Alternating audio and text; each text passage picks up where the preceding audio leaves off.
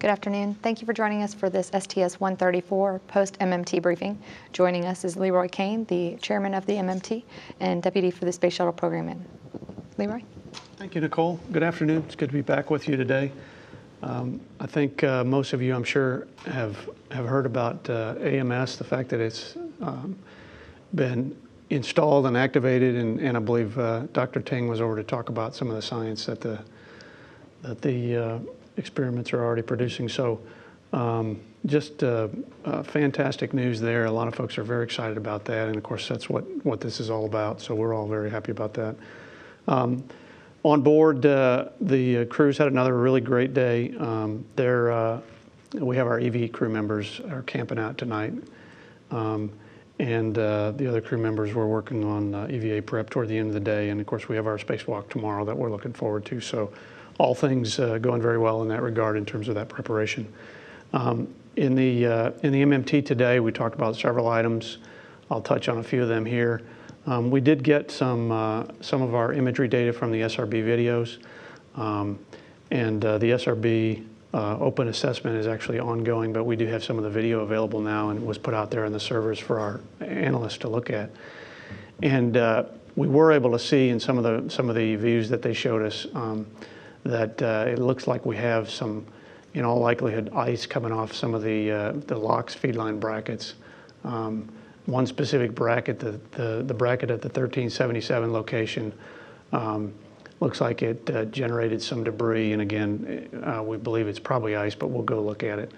And it was at about 70 seconds into the flight, and in one case, the debris impacted one of the aft struts and broke into several smaller pieces. In another case, we saw debris impact the starboard landing gear door, and so we think that maps well into one of the damaged sites that I showed you yesterday in the graphic, and we'll look at that again today when we get to that graphic in a minute. So we are beginning to get some of that video, and that'll help us complete the puzzle in terms of determining to the best that we are able to determine what generated some of these damaged sites on the bottom of the orbiter.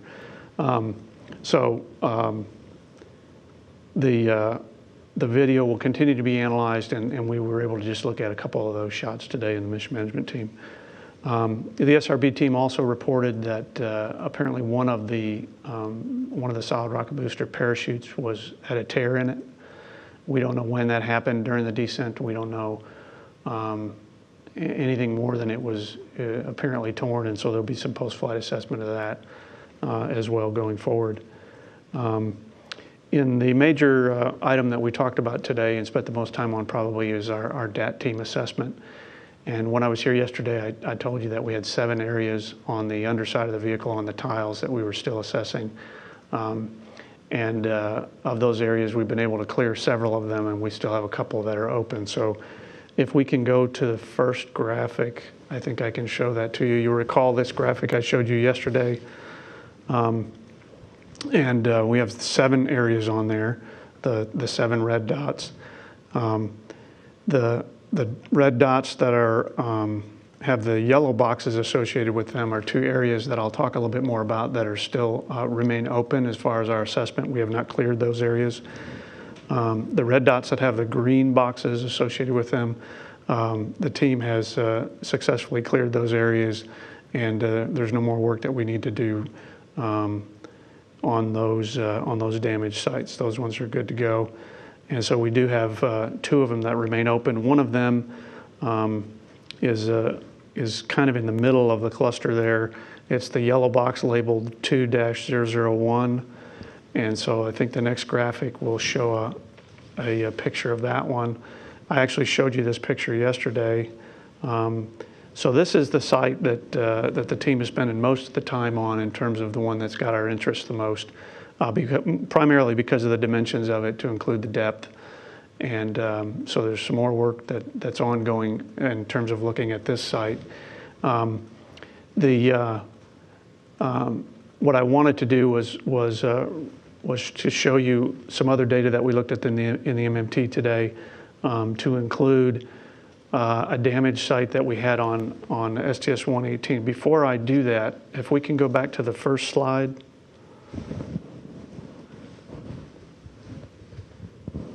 can we go back to the first slide there?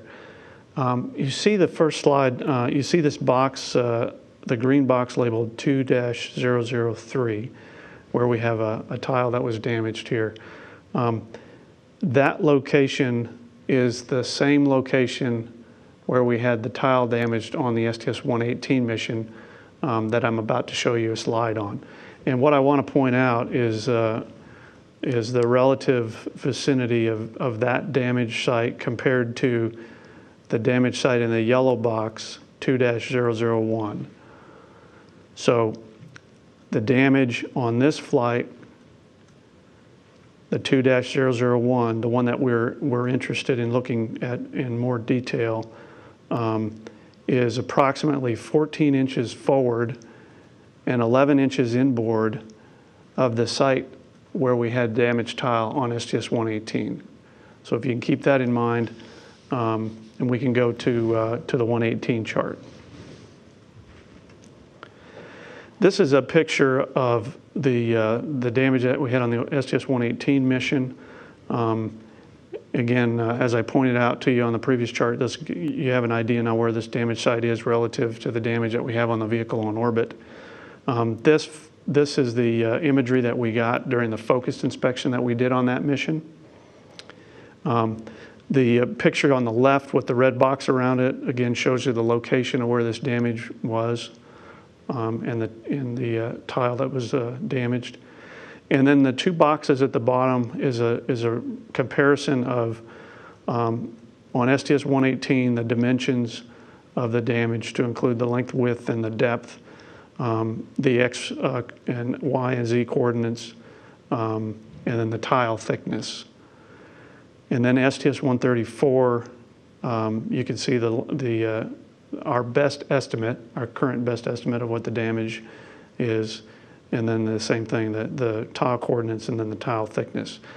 So we looked at this for purposes of comparing, obviously, the damage we had on the previous mission to what we see in orbit right now.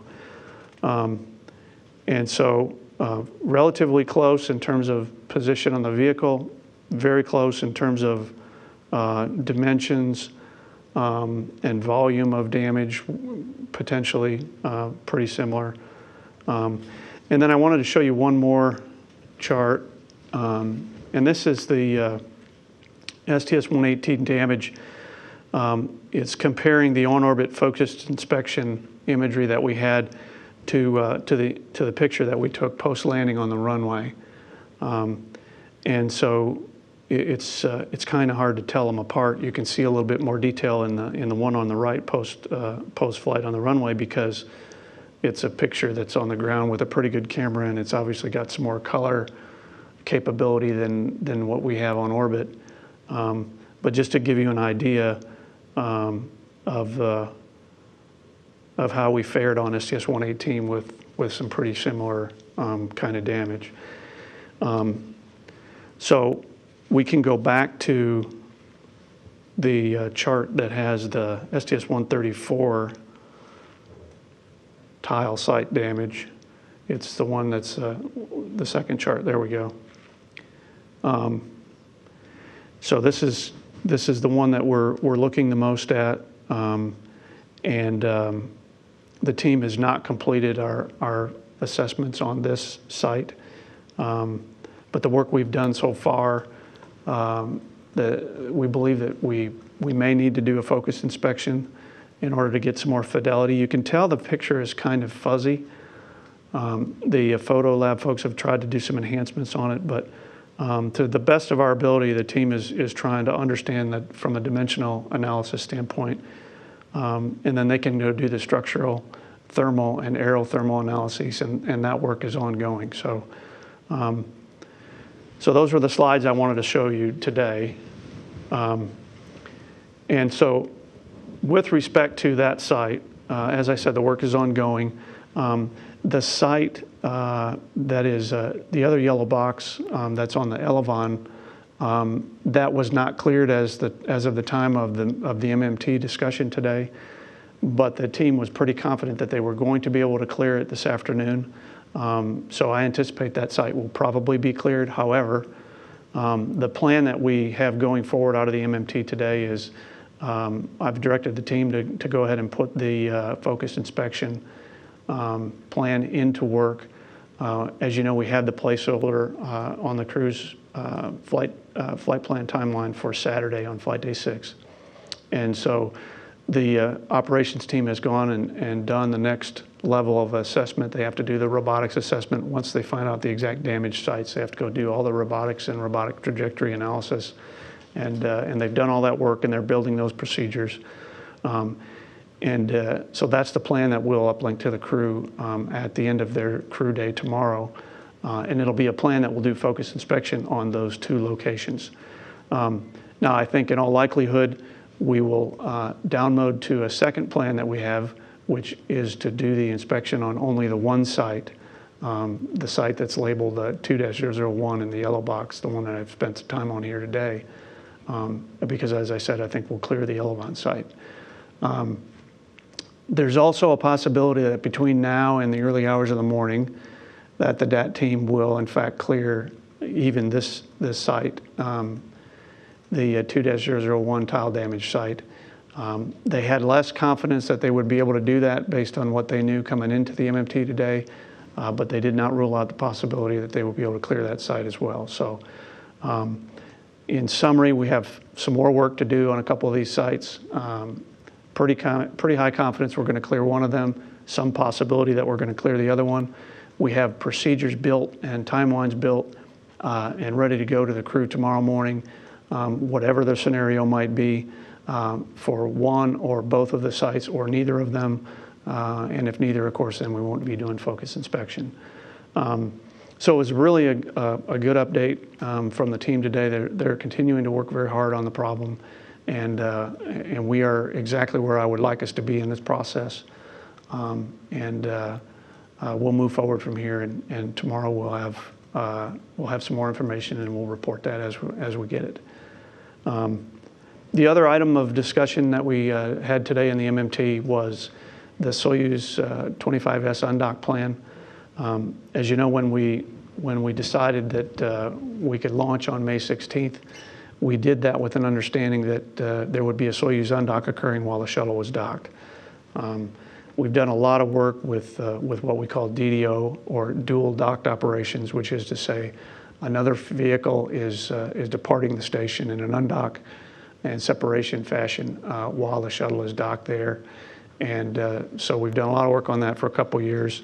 In this case, we had done even more work for this specific kind of scenario with a Soyuz coming off of the MRM-1 port as we were preparing to do this undock and fly around on STS-133, which we ultimately did not do.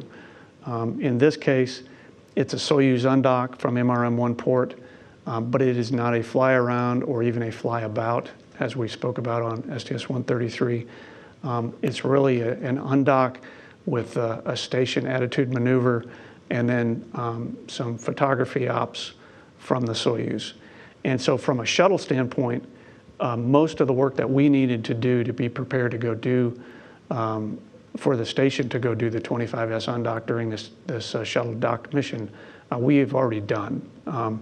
And so most of our work was going back and verifying and re-verifying that based on the 25S departure corridor, the trajectory, the plumes, all of those kind of things that we analyze as a matter of course for all of the DDO work that we've been doing, we went back and re-verified for this exact case that we're okay and we're safe and we have the margins that we need to have. And so the team came in and presented that plan today in addition to an overview of the profile for the undock and the station attitude maneuver and the photography operations that are going to take place, to include which crew members are going to do what on shuttle and station, and what the Soyuz crew is going to be doing. Now this happens on Monday. It happens at approximately 4:30. The undock time is about 4:30 in the afternoon Central Time.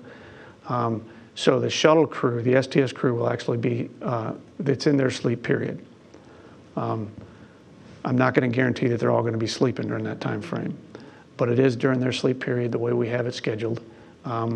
And the the team has laid out the entire plan in a way that I think is very easy for us to understand. And we laid that against the work that we had already done for DDO operations, and did a real good thorough review of that today in the MMT. So I'm prepared to go into the station MMT tomorrow morning and tell them that we're comfortable, and barring something coming up between now and then, we'll be, from a shuttle standpoint, we'll be go for the 25S on dock as planned. Now I will tell you that there's a good bit of work still ongoing on the station side primarily. There's a lot of coordination with the Russians in terms of the attitudes and the commands that are required, as well as the power plan and the folks that do the power analysis and the thermal analysis have ongoing work on the station side. That work is not complete. They have to make some assumptions when they do that work. So if in making those assumptions, the analysis for the power and the thermal all comes out good, then they'll be happy to perform the undock with the attitude maneuver and the photo ops that we've talked about. They are continuing to carry their quote nominal undock plan, so that in the event that something doesn't turn out with the margins and doesn't turn out favorable in terms of the thermal or the power plan, they can go to their normal Soyuz undock plan, and in that case we would not see the station maneuvers, and the crew on the Soyuz would not be doing the photo ops, and we essentially wouldn't be doing what we've been planning for. So they're carrying both of those plans forward, and they need to do that until such time as their thermal and power plan comes back and they have all of that showing favorable. I think they feel a fairly high degree of confidence that it'll come back favorable, but just as a matter of course, they're carrying the nominal plan forward for at least another day or so. And so I think where the undock plan is concerned, my understanding is that the station program is going to come tomorrow and do a briefing at 12 o'clock noon local time. And that'll include, I think they can show you a video of what the Soyuz undock and the station maneuvers and you know, what the photos will look like from the Soyuz vantage point and all of those things of interest as it relates to the Soyuz undock. So stay tuned for that. My understanding is it's at noon tomorrow. So with that kind of wraps up everything we talked about at the MMT today. I feel really good about where we are. The team is continuing to perform at a very high level. And of course, all of the major objectives that we're trying to accomplish on this mission are just, they're coming off without a hitch, frankly. Couldn't be more pleased about all of the work that's gone into the mission and how it's turning out here for us in terms of the ELC transfer and the AMS. And so we're turning our attention toward the spacewalks now. It's a huge part of this mission as well. And, you know, we put a lot of focus on spacewalks. So we're ready to go do the first spacewalk tomorrow. And with that, I'd be happy to take any questions. All right. Thank you very much. That was a great update, Leroy. And we'll start with questions. Gina? Or Seth? Seth Bornstein, AP. Leroy, forgive me, I missed all of yesterday's. I was in flight. So can you go through the timeline of Saturday with the focus inspection? What time are we looking at on Saturday? I mean, will it impinge on the EVA preps for EVA 2? Who will do what? I can do some of that. Because this is a station operation, I can tell you in broad strokes what the plan is. The timeline is still being refined a little bit. But in general, the actual undocking occurs at 4:30 Central Time, 4:30 p.m. Central Time. Okay. I meant the focus inspection. Oh, forgive me. Okay. So for Saturday's focus inspection, and again, here I don't have an exact time for you, but I can tell you that the beginning of the focus inspection, where we have it laid in right now, would be approximately, it's toward the end of the crew's morning, if you will.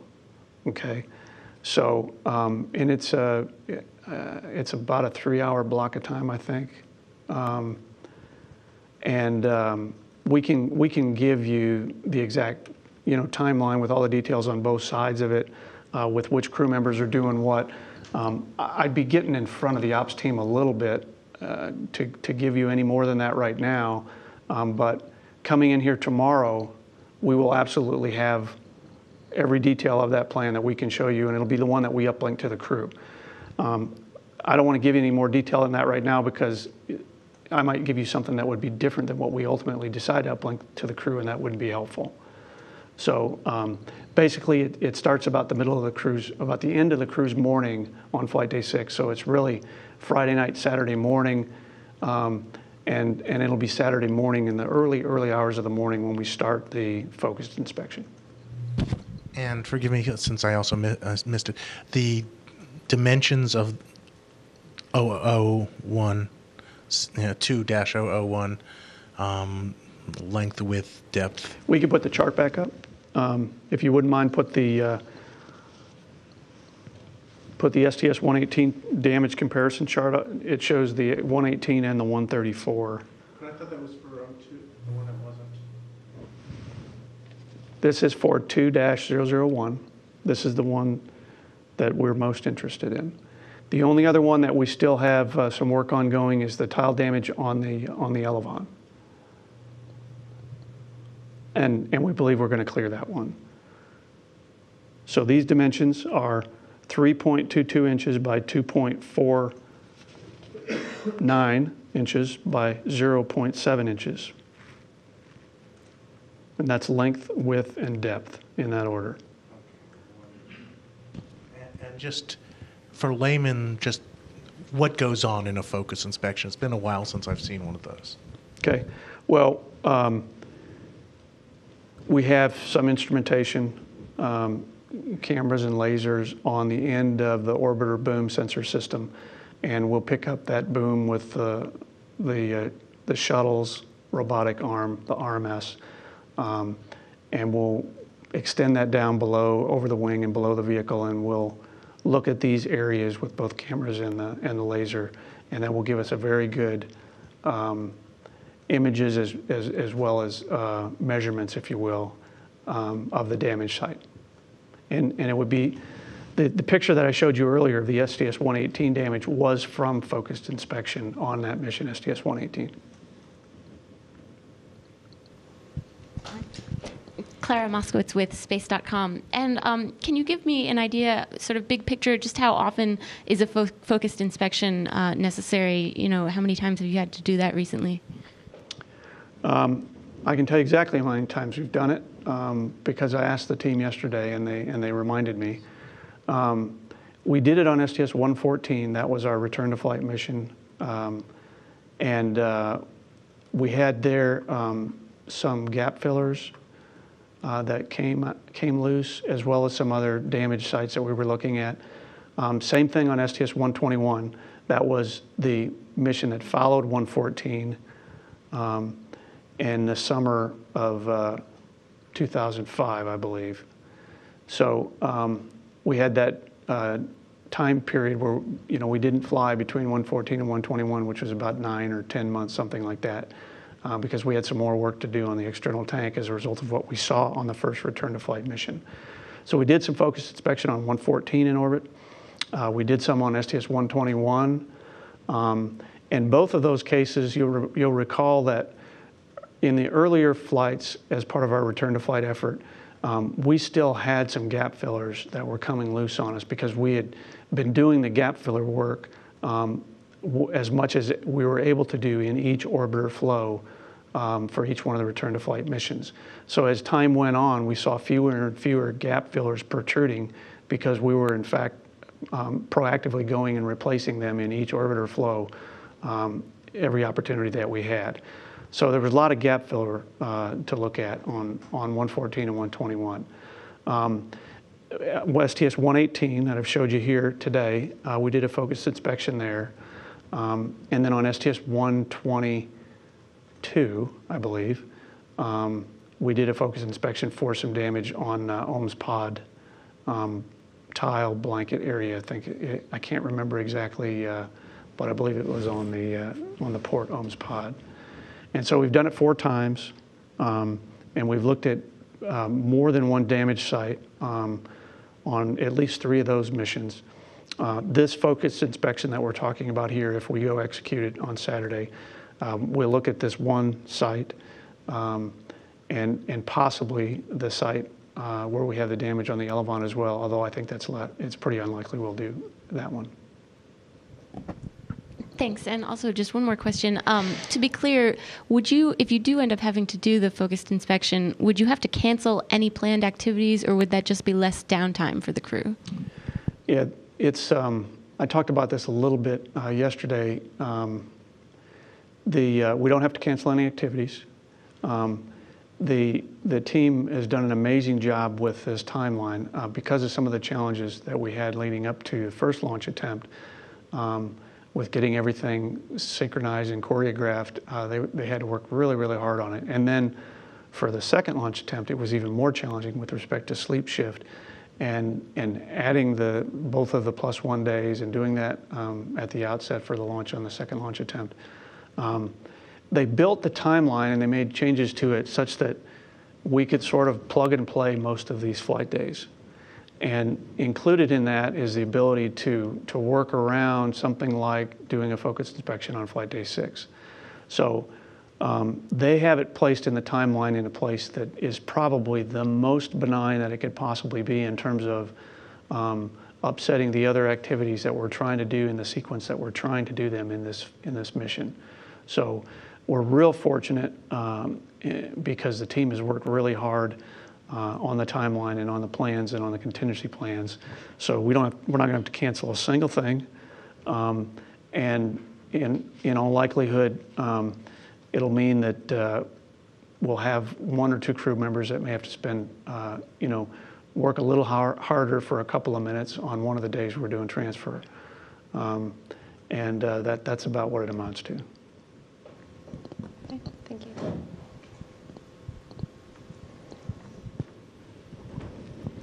Philip Sloss with NASASpaceflight.com.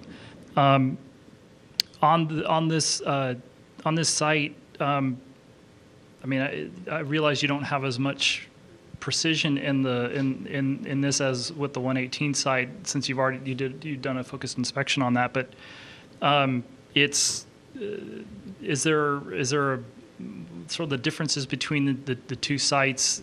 We have a different tile thickness, possibly different damage. Is there any preliminary sort of assessment in terms of whether you'll be able to clear this ultimately with or without the additional data from an inspection, if you need to do that? Well, it's a good question, and it's an important question, and we talked some about it in the mission management team. As you can see from the graphic I showed you earlier, the dimensions are pretty similar when you compare the 118 damage to the one that we're dealing with here. To include the depth, at least our best estimate of the depth. Some of the challenges, and maybe we can go ahead and put that the second graphic back up, the one that has this damaged site.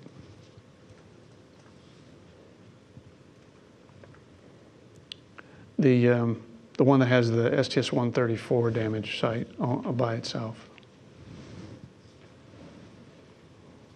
I think it's 2A is what it's labeled on the second chart.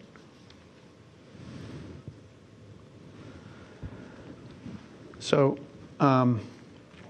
what the team is trying to do is to understand what's actually in the white space that you see, the white of the tile here.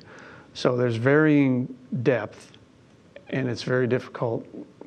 They do their best with lighting and shadows and things of that nature to try and determine where the deepest parts of the cavity are, and how those are oriented to the airflow, if you will.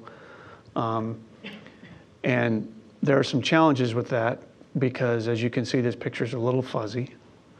I think we had a little bit better fortune on 118.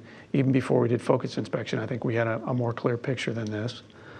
But at any rate, one of the important factors is, volumetrically, how are the deeper parts of that cavity oriented to the airflow? And then what does that mean in terms of the aerothermal aspect the analysis. So on the 118 case, we had a cavity that turned out to be they had what the team likes to call a shelf. So it had sort of a gradual slope down to kind of a plateau, and then back up in kind of a sharp at the backside of the cavity. This one is different than that, and they won't know until we get better fidelity on the depth dimensions how much different it is, and whether it's going to be an issue in terms of how the flow will affect the capability of the tile to protect the structure and the systems underneath it. If you took this cavity and you oriented it differently, it might be easier to clear it, just to give you an example. And so while it's similar to the 118 damage area, as best we know it today without focused inspection, there are some differences, and some of those differences are where the deepest parts are oriented to and how they're oriented to the free stream flow. So that just gives you an example of one of the kinds of things that they look at and what would be similar and what would be different. Now, it is possible that through the rest of the day today, they will make some very conservative assumptions about, what we might find in focused inspection, and then sort of envelope the problem such that they could come back and say, well, when we did this, we saw that we had margin in this case, and in that sense, we might be able to clear it without focused inspection. But as of the time we did the MMT, they didn't think, they weren't confident that they were going to be able to do that. Whereas the site on the Elevon with the damage, they had very high confidence they're going to be able to clear that. It's probably already cleared by this afternoon. Thanks. And the second question is about this. About the 70-second. I guess the first part of it is just, was this a single event at 70 seconds, and did that event cause this impact that's being discussed more thoroughly? Okay, so yeah, I was talking about the SRB video, and we're just starting to see some of the SRB video, so the team was not able to go through and assess all of it. It's a lot to look at from the boosters. But they did show us a couple of clips. One of the clips is of this debris event from the 1377 LOX feed line bracket, is where the debris is generated from that bracket. And in that case, it's a single piece of debris that traverses down the stack and impacts the aft strut on the tank. And then it sprays into several pieces and you can't tell from that video whether any of those smaller pieces impacts the orbiter or not. I think you can tell that it probably doesn't, but I don't know if you can tell with certainty that none of those smaller pieces impacted. Those smaller pieces of spray wouldn't have caused this kind of damage that we're talking about, even if they did, in fact, impact the orbiter. So that was at 70 seconds. At 70.3 seconds, from that same vicinity of the 1377 LOX feed line bracket, we see a piece of debris coming off and traversing down and hitting the starboard main landing gear door.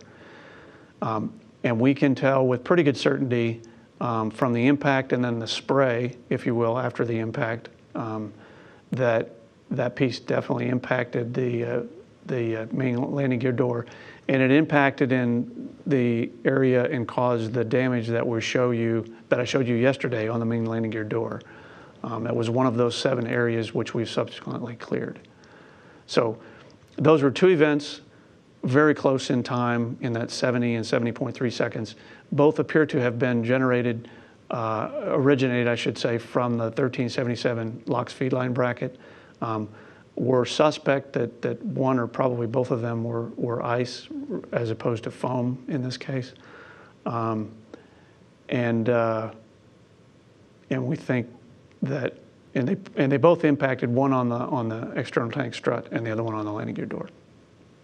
Thank you. And then one final one about imagery. Have you been able to go back and find imagery of either ascent imagery of this or pre-launch imagery, for instance, from the final inspection team on that bracket? Yes, yes, we have. That's another good question.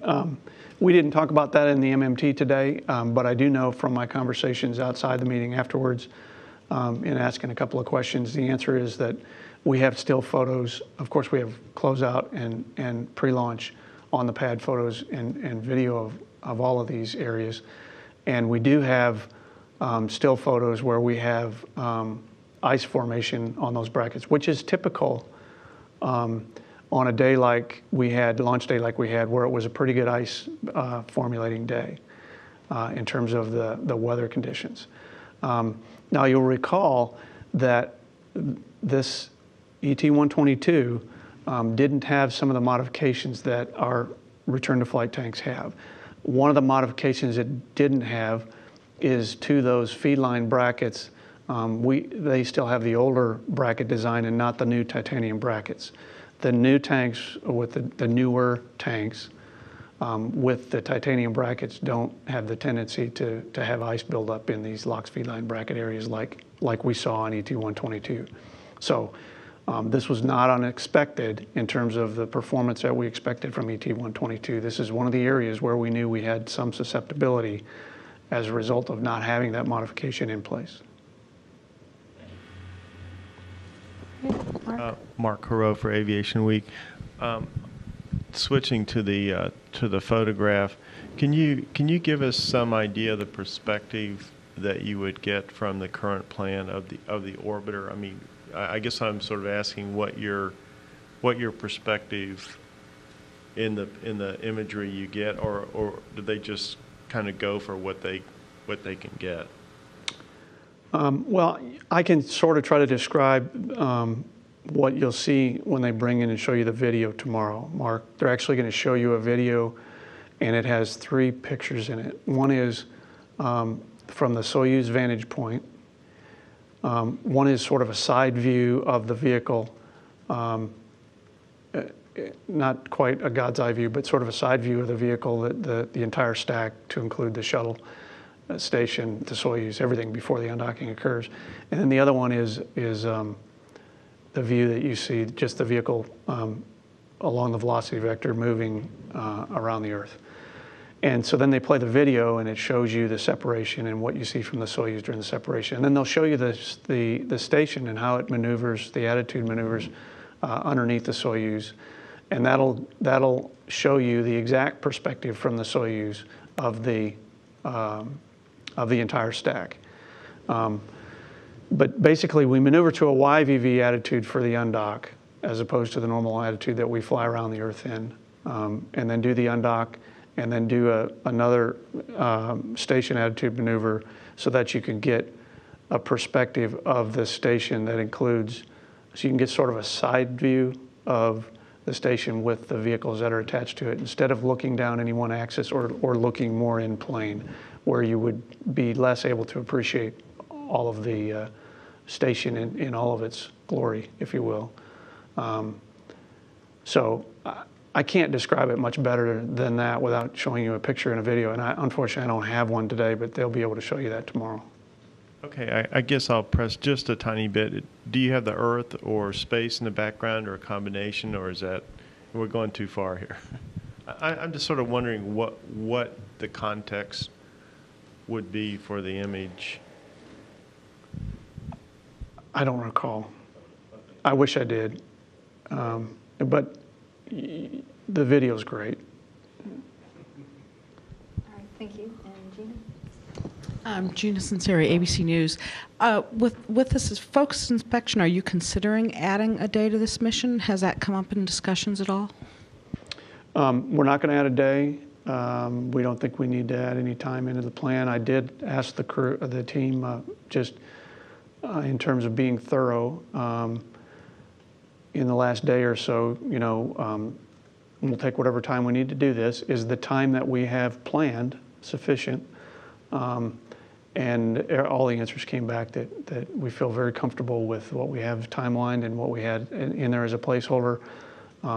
This is a fairly straightforward as far as focused inspections go, in particular if we only have one site to look at.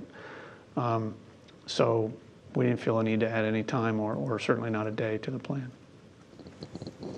Okay, with that, we're going to move to the phone bridge, where I believe we have three reporters waiting with questions.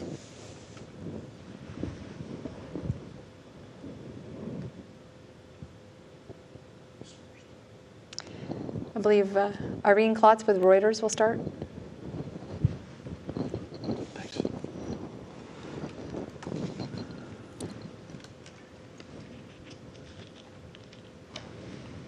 Okay, I think maybe we lost Irene. We'll start with Bill Harwood with CBS. Yeah, thank you. Leroy, a couple of questions, and I apologize if you addressed any of this earlier. Had some children issues had to deal with. An obvious question with tile damage is, what are the possible implications? And I realize looking at this, it doesn't look as bad as 118, and you may be able to clear it. But if you don't, can you tell us worst case? This is not a loss of vehicle issue. Worst case, I'm assuming this is a repair issue, and that's worst case. A, am I right in that assumption? And B, if you had to repair something like this one, can you refresh our memories about exactly what the astronauts could do and what effect it would have? And I realize that you're not anywhere near making a decision like that, but I want to make sure I understand what all the options are. Thanks. Okay, Bill. Well, you're correct in terms of the worry factor on this one. And let me be specific. When I was here yesterday, I talked about the fact that, this is not, I'm not concerned about the damage that we're seeing here. And it's certainly not alarming. And the team is not concerned about it. And again, my confidence is largely derived from the fact that we have a very good process for dispositioning these things. We know exactly how to go assess them. We've gotten better and better at it. And we know that our models are doing nothing but improving as time goes on and we get more experience. And then in the event that we do come up to a point in our assessment where we feel like we need to get some more data, we know how to go do that, i.e. focused inspection, which we're talking about doing now, which we may do Saturday. We still may not do it also. And then when it comes right down to it, if focused inspection and the analysis of the data from focused inspection determined that we didn't have the kind of margins here that we wanted to have, then we do have some options to go do some repair. And Bill, I'll indulge you a little bit, but I don't want to go too far down this path because I have a pretty high degree of confidence that this is not where we're going. But suffice it to say, as you know well, we do have some repair capability. We have one that with some material that astronauts would go out with, essentially like a gun type applicator, and we put some material in the cavity. It's called STA 54. We also have what's called a tile overlay, and we have a lot of confidence in both of those repair capabilities. If we should need to use them, we also have the ability to do some some verification on the ground of different kind of repairs that we're getting ready to go do. So, but that's really about as far as I want to take this discussion, because I feel pretty confident that if in fact we're not able to clear it by the morning, when we get the focused inspection data, that we'll be able to clear this problem and not have to do anything before we can return safely. But having said that, we're going to go do whatever is necessary, and we're going to follow the data all the way along in that process. And in the meantime, we're going to stay very much in the process and within ourselves, and we're not going to get too far ahead of ourselves. I wanted to show you today the 118 case because of the similarities, but also that there are some differences. And but I think the similarities are good to show. And the fact that we did do a focus inspection and the fact that we did determine we didn't need to do anything in that case, I wouldn't be surprised at all if we end up on a very similar path here. In fact, frankly, that's my expectation. Leroy, you mentioned once again the 118 case, and I remember in that case, John Shannon was telling us that one of the reasons it was cleared for reentry was because of the underlying structure. Can you tell us anything about, in this location, is it similar in the sense of, the heat sink that's involved and all of that? Thank you very much. That's it for me. You bet, Bill. In fact, let's put up the graphic that shows the entire bottom side of the orbiter. I think it's the first picture we put up today earlier.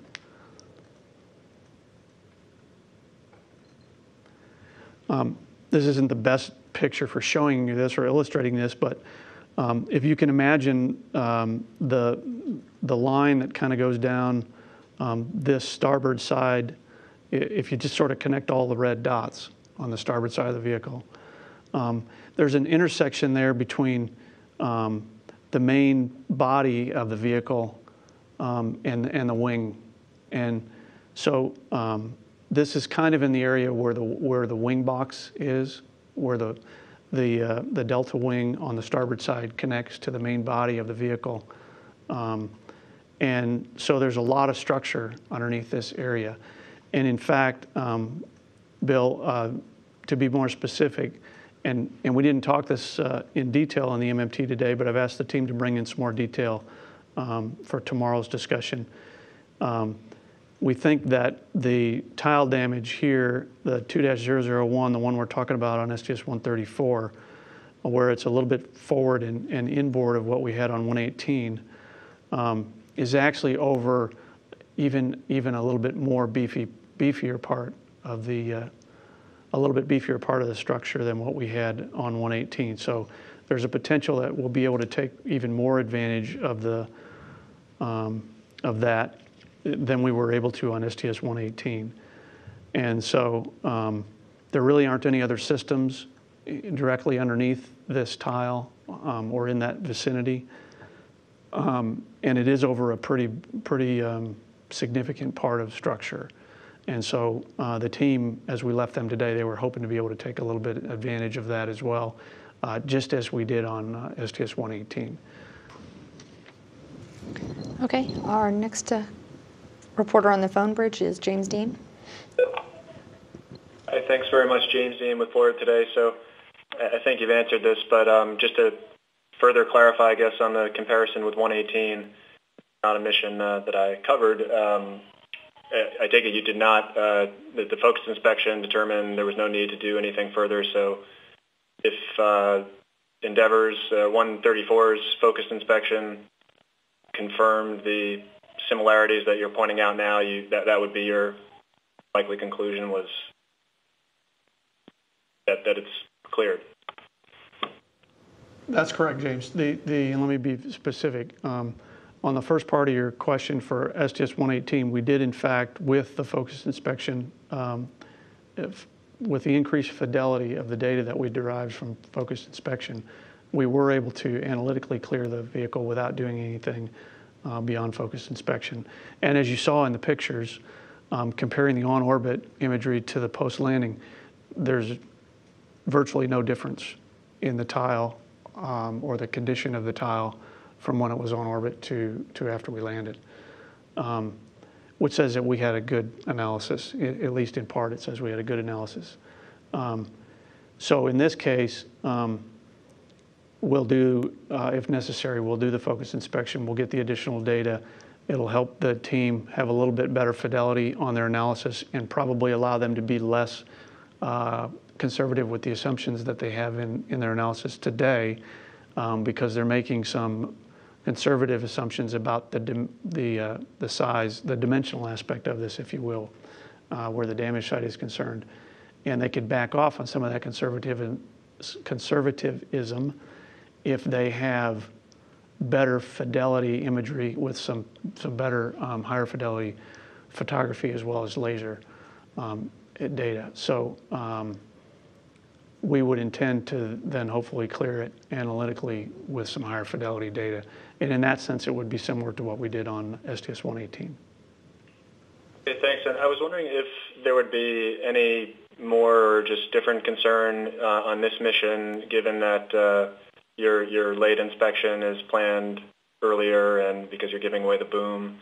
A few extra days, I guess maybe a couple extra days that area could be exposed. I mean, is there any issue at all with the timing of the late inspection after you've already identified damage that warrants a focus inspection? No, not really. The two are pretty much independent in the sense that we're not going to leave these areas, and we're not going to leave this topic, and we're not going to give the boom away until I'm completely satisfied that we're not going to need it for anything else on this mission. So they're decoupled in that sense, and so we feel pretty good about the plan we have. Okay, I believe that concludes the questions from reporters on the phone bridge. We'll turn here to JSC for some follow-ups. If we can start over here with Gina. The Soyuz, when the Soyuz backs off and takes a photo, are those glamorous shots, or is there an engineering need for those photos? Similar to this is the one thing that's similar to the plan we had for STS-133 is that there is some technical benefit to the photography operations that we're going to do. I think for station, station program itself, in addition to to include the partners and the vehicles that are resident at station now, they're going to get a vantage point that they perhaps have never gotten and is not easy to get. And so there will be some benefit from an engineering and technical data standpoint, just as there was then. There's less benefit because I think we're going to get overall less imagery because we're not doing a fly about or a fly around per se. But this is a whole lot better than no photography, and in fact there is some engineering benefit. Seth Borenstein again. In terms of who's going to be operating the boom and the cameras, do you know that yet, or would? I'm sure the team knows. I didn't ask for those details. We'll talk about that level of detail tomorrow if, in fact, focus inspection is still in the plan. And in terms of the size of that, going back to sort of Post-it note size, a little bit bigger, slice of bread. I'm trying to think of the damage site? Yeah, the damage site. I don't know how to describe it any better than to give you the exact dimensions that we're estimating it as. I've seen all different kind of size Post-it notes. There's really tiny, little teeny tiny ones, and there's ones that are, larger. I'm not sure which Post-it note size you want to talk about. Okay, no further questions here at the Johnson Space Center. We'll wrap up the briefing. A few operational notes. The crews are now in their sleep period. The shuttle crew is scheduled to wake up at 9:26 p.m. Central Time, the space station crew at 1:01 a.m. Central Time, and the spacewalk, the first of the mission, planned to begin at 2:16 a.m. Central Time. At the top of the hour, we'll be bringing the flight day highlights from today's activities, and that'll be running through the crew sleep period. We'll now return to Mission Control. Thank you.